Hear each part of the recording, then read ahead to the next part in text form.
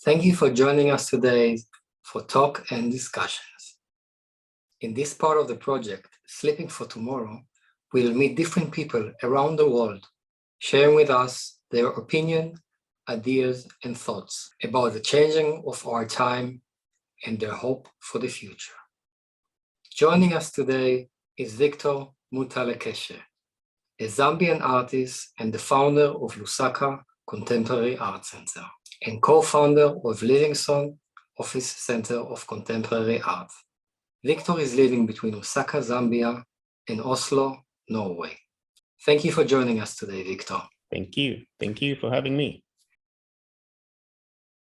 I wanted to ask you, Victor, if you can tell us what is your approach concerning art and society?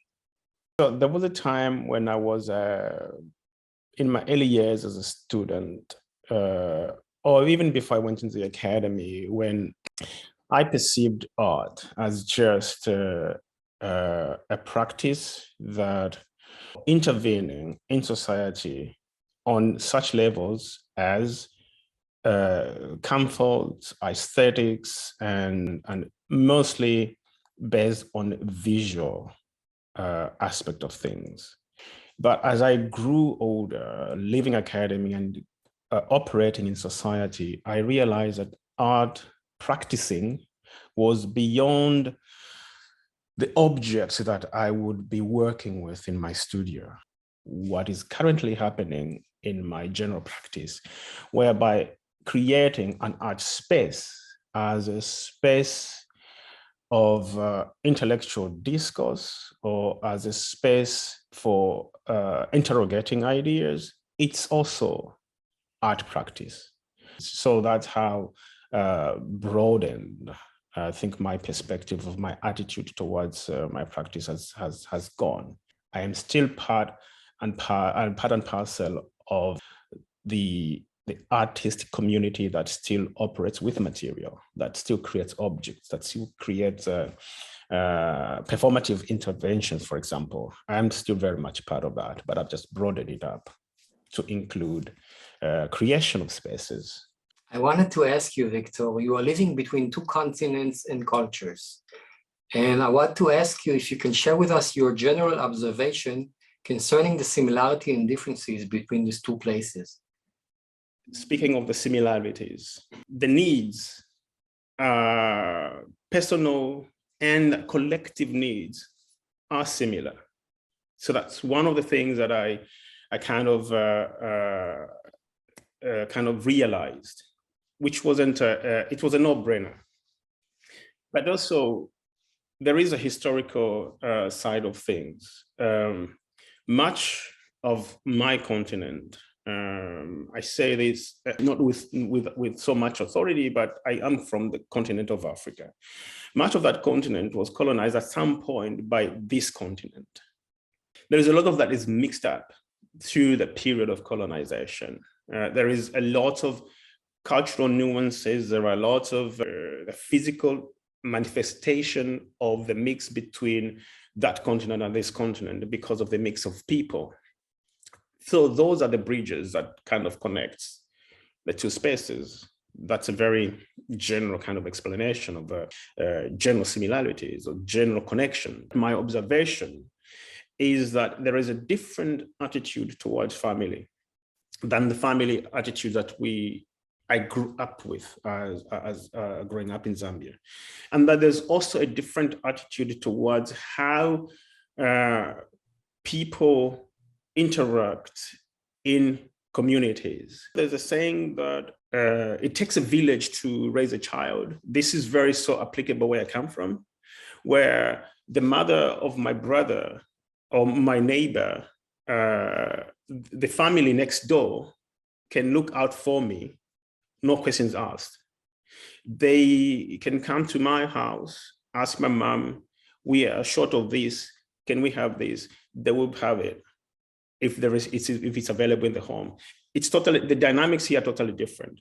When we moved in a new apartment, my excitement was, okay, we have these many neighbors, 12 apartments in the building. I went and gave invitation cards to everyone. I remember vividly one woman looking at me. She looked very surprised.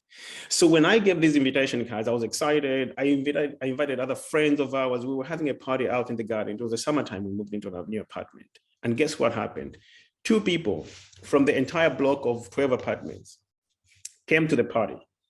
2 people who were so curious. They came, we had a good time, but some of the people that didn't show up, I could see them from the angle of my eye, peeping through their balconies, looking down, seeing what's happening. They were just like looking and looking. I realized that moment that I broke the code of conduct. I went against what was the norm, that you don't just show up on somebody's door and say, hey, welcome to the party. You don't know me, but I'm like, okay, you are my neighbor. That's why I'm inviting you. So there are those dynamics of how we behave towards each other in what one would consider back home as, okay, this is a neighborhood, and we all look out for each other. If I'm having a funeral, for example, my neighbors come to console me. Here, when you have a funeral in your house, and even if we are direct neighbors, I may not even enter your house to say, I'm sorry, what happened to you? And it's very common. I mean, I've had funerals here of friends passing, and you know that if you just moved in an apartment, the next door neighbor will not even say, oh, I'm sorry, I hate what happened. They won't even say that.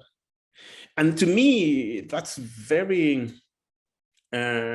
interesting to realize of how we are so diverse in how we take things that are communal, personal, and kind of the dynamics are just different. It's a learning curve as well.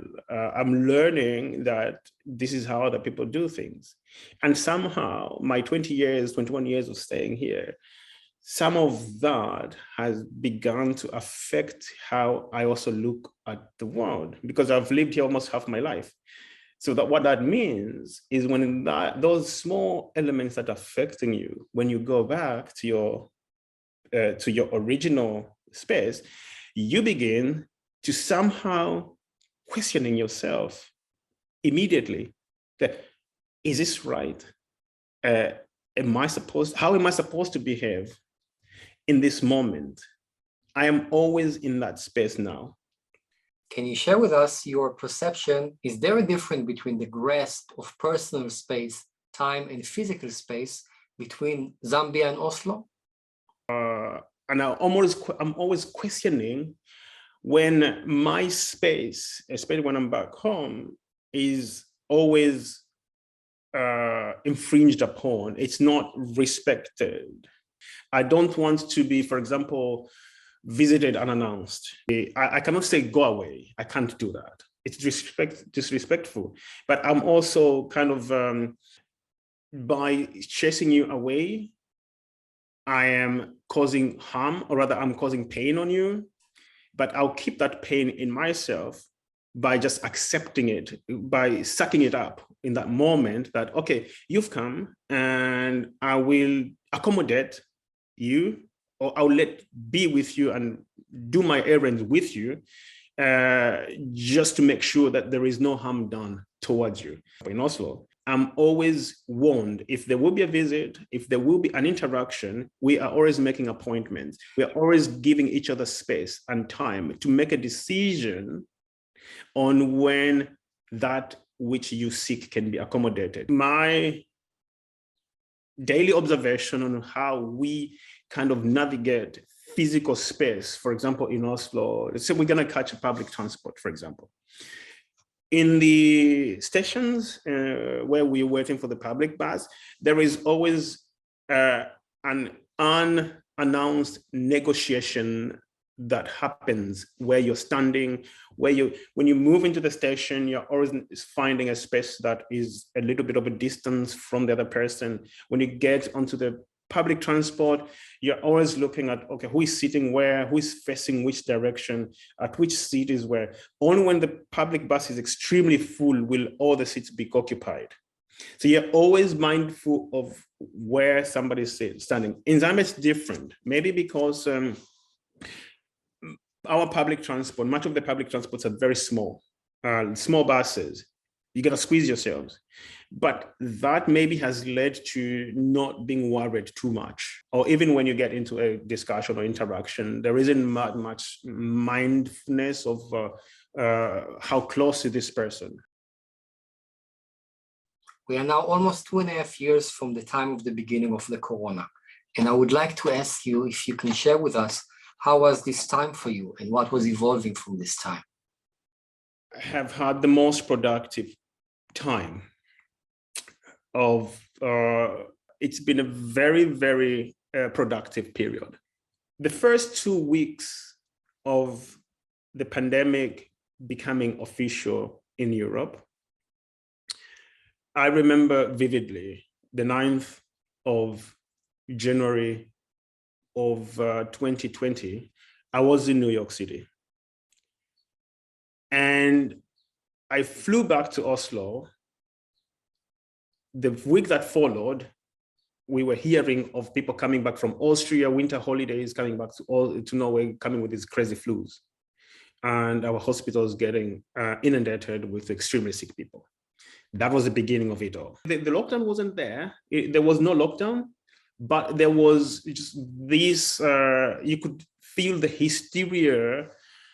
It's beginning to build up in January. I was coming back here, and then even a friend of mine from New York followed me up here with her son, and we were having a week together in Oslo. But the talk of the disease had already started. The big breakout of the disease globally is happening towards the end of February, and March is coming, and governments start this hysterical closing this, closing that, regulation that, regulation that. The pandemic starts. The first 2 weeks when the lockdown and all the conditions on how we're going to be using public transport, the first few 2 weeks of the official inverted commas lockdown, I was a little bit hysterical myself. I was a little bit paranoid. I was a little bit scared because there was a lot of unknowns, right? And because of the lot of unknowns, I stayed away from public transport. I use a lot of public transport in the city. And that meant I couldn't go to my studio. It's winter. I cannot ride my bicycle on the slippery roads. I stayed in my apartment fearing the unknown. I would like to ask, what was the situation in Zambia at the time of the corona? And if you can share with us, what was your experience from this? My inability to go to Zambia, it wasn't a problem, I realized. It was a necessary, inverted commas, necessary evil not to travel, because you risk not coming back to your regular life, regular studio practice. I'm not in the habit of just producing objects in my studio. I'm very cautious on wastage of material, and my practice is very cautious of the impact of every little thing that I do. And that's how most of my projects take a long time. So 2 years to me wasn't a problem because some of my projects take 3 years to accomplish. They could be in layers or in levels, but it takes that long. But it also led to other means of me being able to practice without travel, instructing, or having to discuss the developments of projects, doing it for the very first time ever, and using non-physical interactions to instruct the production or to continue my intervention in the Zambian society with my expanded practice. So there was no letdown, there was no stopping. The moment I got out of the shock of lockdown, and the moment I got out of the shock of my hysterical fears and unknowns and all that stuff, there was no letdown, there was no stoppage. The most that towers above all is I was able to realize the lifelong dream, really. It was in these 2.5 years that my most ambitious project was realized. And I think it'll be it'll be something that I think would tower above everything that I'll ever do in this world. I would like to ask you if you can tell us what was the situation in Zambia at the time of the corona, and if you can share with us what was your experience from this. All the information that I received was via the experiences of my brothers, my family, and my friends. Much of corona, at least of what I've gathered, was concentrated in the bigger cities, for the simple reason that bigger cities are more connected to the rest of the world. And of course, much of corona was spreading via travel, respiratory diseases. Villagers far away into the countryside were somehow insulated in many ways. At least that's what I would gather. It's easy to know if the disease had spread too much, too far, by the number of deaths. Even if it comes in as an, if the reason of death is, even if it's not known, is somebody in Zambia, when one is brought in dead to the mortuary, sometimes if an autopsy is not carried out, you don't know what killed this person. The number of those that were brought in dead were more concentrated in the bigger cities than in villages. So that means at least the villages might have been insulated. Corona, it hit quite close to home because one of my closest friends, he fell ill. And it is very traumatizing, right? Like you are far away from home and this person is not close to you. And you hear, I'm in the hospital, can't breathe properly. And I'm like losing my mind because I know what's happening to a lot of people that are just dying. And that was really traumatizing that such a person that was so close to me falls ill.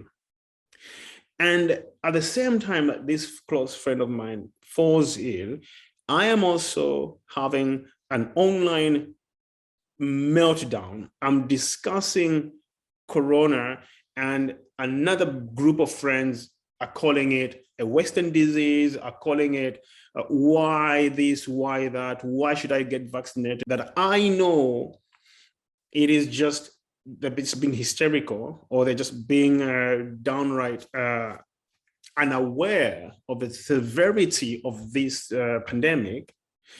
And whilst I'm having that discussion on one side, I am fighting tears back into my skull because I have a very sick friend in the same geographical space.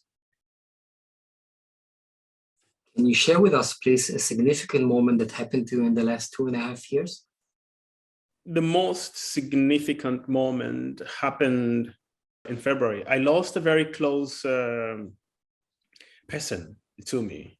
I've stayed in this country for nearly 21 years. And when I came to Norway, I was introduced to an artist by the name of Jan Groth.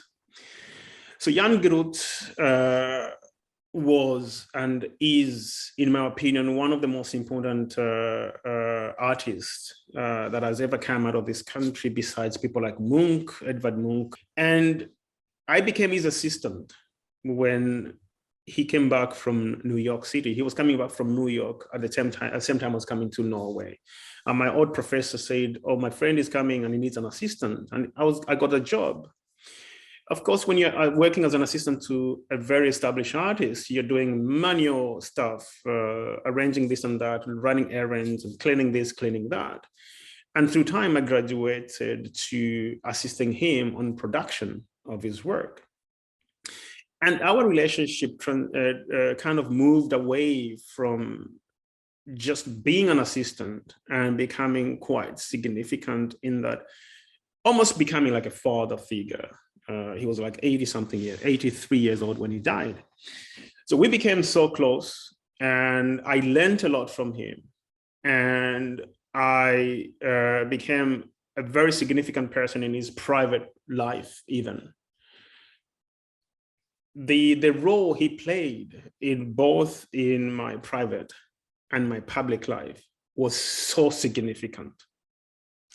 It was so significant that I still consider him as one of my most important faithful patron of my own practice.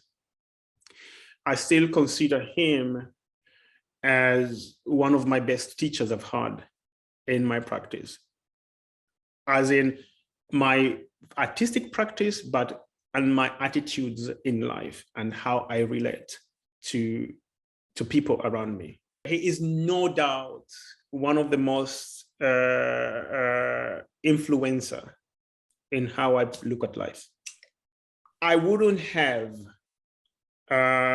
if I never met him, I think I may not have done what I'm doing now, like to developing an art center, for example. I wouldn't have done that. His generosity transcended beyond just wanting to help you. He looked beyond helping an individual. Because I remember very, very vividly one of the lessons, I would go to work for him like on a Friday or Saturday. We'd have like a 5-hour working day, but probably 3 hours just be talking. And you go home, he pays you for 5 hours. I'm like, we're just talking for the 3 hours. He's like, no, yeah, you're getting that. And then he sat me down one day. He said, when I was a young artist, when I was like struggling, I've seen myself in your struggles. And there was this patron. She came from Austria, and I was in New York and hustling and trying to get this and that done. But there was this patron, a lady, way older than us, young artists trying to fight around. She, without knowing it, made it possible for our careers. Because what we considered to be a lot of money when she purchases our little works and our this and that, it might not be significant to her. To us, it meant we could pay this and that, we could pay our rent, we could buy material, we could live another day. I learned a lot from her. I realized she wasn't just there to help us career-wise. She was making it possible for us to be of relevance to other people in future. She's no longer there, and I am here. Life lessons learned, I applied them to myself, and I hope this translates in whatever you're going to do in your life.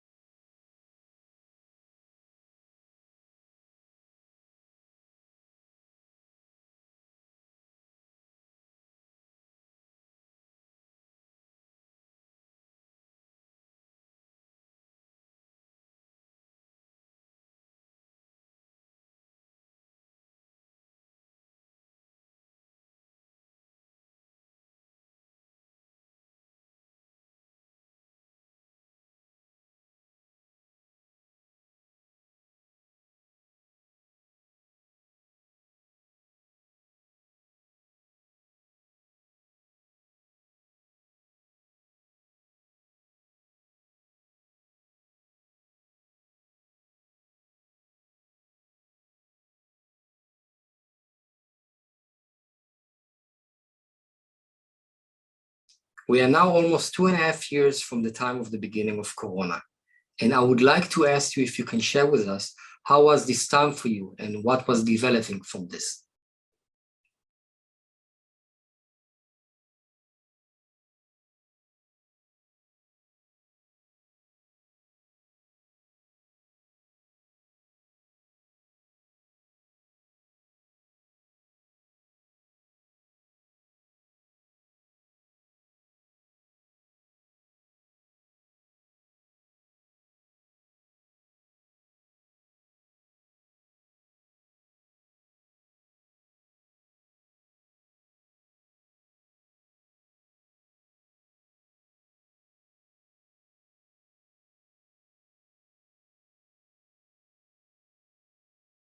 I would like to ask, what was the situation in Zambia at the time of the Corona, and what was your experience from this?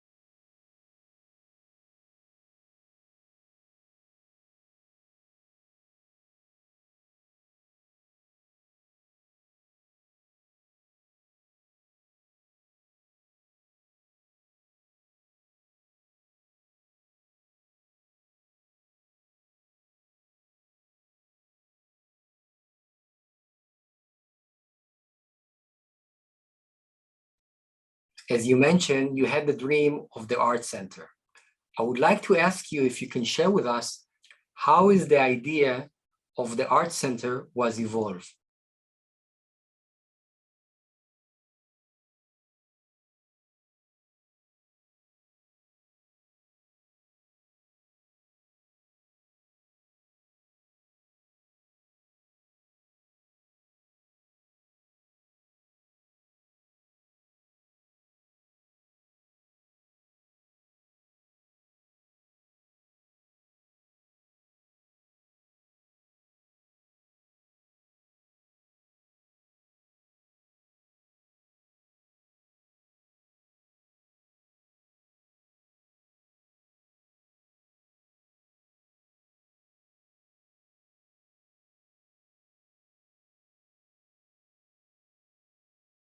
Except of Lusaka Art Center, you also the co-founder of Livingstone Office for Contemporary Art. And I would like to ask you if you can tell us how this idea was evolving and how it is operating.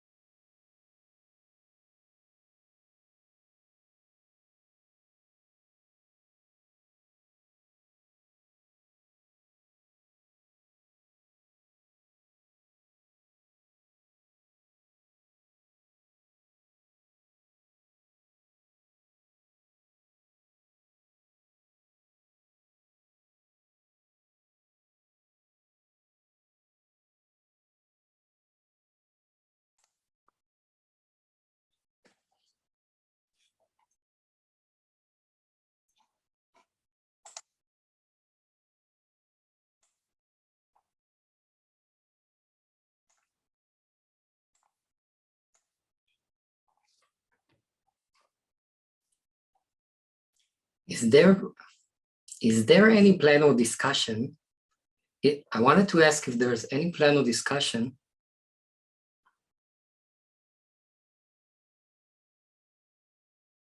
about communication or about communication or collaboration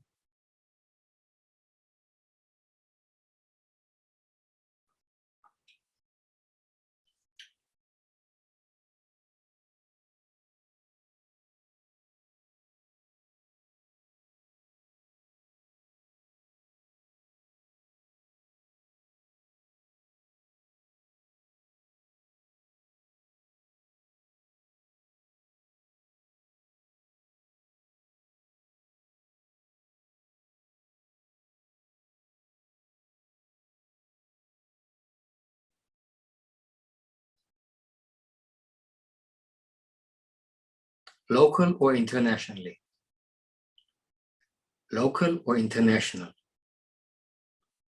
Local or international? Local or international? עוד פעם. Is there any plan or discussion concerning collaboration or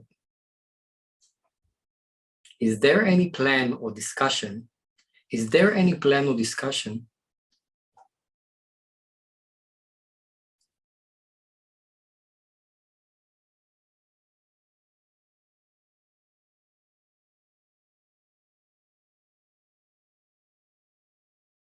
Is there any plan or discussion concerning collaboration or communication between the upcoming center and other art spaces?